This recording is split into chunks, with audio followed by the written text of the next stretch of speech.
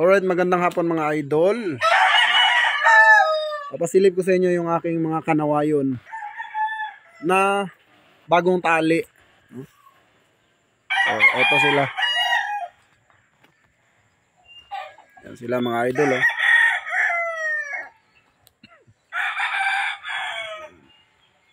So, ito ay 7 pieces. Ito yung mga naka-hardening. At ngayon ay nakatali na sila. Yan. Diba? All in kanawayon to mga idol. Yan po ay WPC National. So meron akong isang Boston dito mga idol. Yan, may Boston tayo. Ito. Kanawayon over Boston.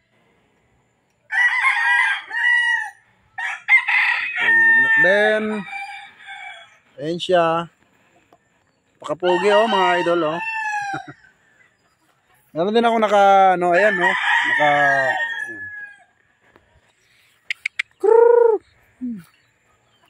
mga idol So, tinuro ko na sa inyo yan kung paano ang tamang pagtali, Tamang pagtali. Ay yun nga, hardening. Tapos kung mapapansin nyo, ayan na sila. Hindi na sila, sanay na sila sa tali. Ganda niyan mga idol. Lalo na to.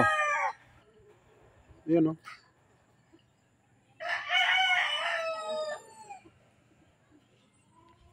So, sanay sila mga idol. Sanay sila sa tali. 5 months pa lang yan, pero tinali ko na. Ayan Diba? Sanay na sanay mga idol. So, ganyan lang po pag sanay. Pagka, dapat idadaan nyo sa hardening. Ito yung ating tornado. Ang liit lang kasi pure yan mga idol. So maliit lang po ang tornado, lalo pag pure. Tornado hat po yan mga idol. Bagong tali lang din yan, manang-mana to ng size sa kanyang ama. Ito naman yung ating RGM. Mga bagong tali ito. Nag-hardening to, tapos ayan na. Natatali na. So, galing to sa kabila kong manukan. Nilagay ko na dito. May mga purpose to kung bakit nililipat ko. Sa kabila, napakadami talaga nating manok. Papakita ko rin sa inyo soon. Pero sa ngayon, secret lang muna tayo mga idol, Hindi ko muna pinapakita lahat ng materialis ng GTP kasi sabi nga nila wag i-flex lahat.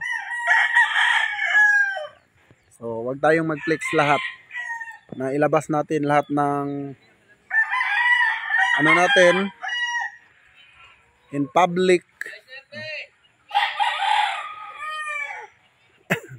So dapat nagtitira din tayo ng mga secret weapon.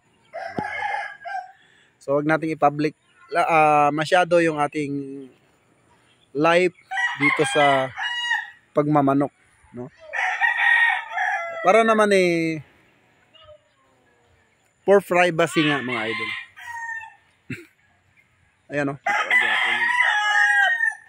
tangkad nito mga idol. Pero medium station yan mga idol. Kumuha rin ako ng Gilmore.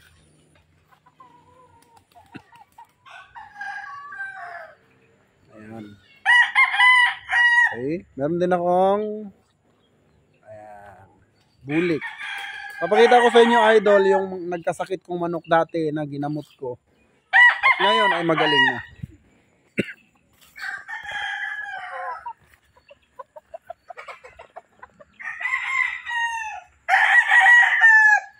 Ganda naman ito ni Pogi Ayan yung mga, ayan no. Soon, magiging, ano ko to,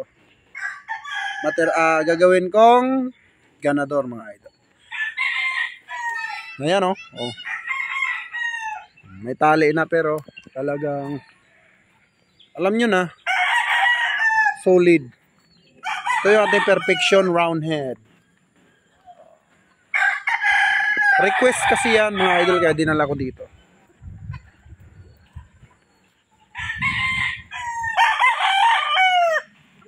Ito naman yung nagkasakit dati mga idol no.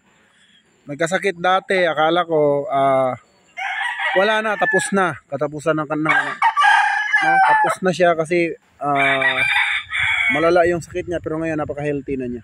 Pulang-pula na. Ayan, pulang-pula na siya. So yan yung advantage pagka may alam ka lalo sa paggagamot. So ang ginawa ko dito mga idol ay kinulong ko muna siya, then after ko siyang ilagay sa kulungan, ginamitan natin ng L-Speak multivitamin. So lahat pinatong natin dito hanggang sa naka-recover na siya. So ayan, mapapansin nyo, maganda na yung panahon.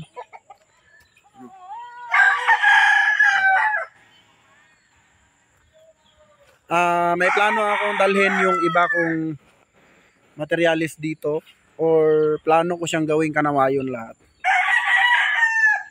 Kaso ang problema natin, marami talagang naghahanap ng quality breeding materials dito sa atin. So kaya plano ko dalhin yung iba dito. Hindi naman magkakasya yon kung dadalhin natin lahat dito, dahil napakadami nun mga idol.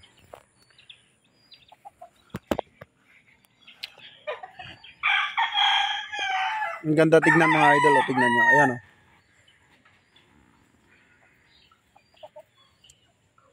Pero ito, paborito ko tong Boston na to mga idol. Boston to over Boston Roundhead, pure, tapos Kanawa RRC na pure, kaya 50-50 yan. Napakaganda ng laro niyan mga idol. So kung magtataka kayo, marami talaga akong mga palahi dahil napakadami kong inahin, hindi lang dito, pati sa kabila. Alright, so magre-release lang ako pagka kinakailangan at pagka-request. Alright, so yun lang mga idol, update ko lang kayo sa ating maganda ang panahon ngayon. Pag tuloy-tuloy ito mga idol, napakaganda ng mga sisiyo natin na ilalabas this coming breeding season. Alright.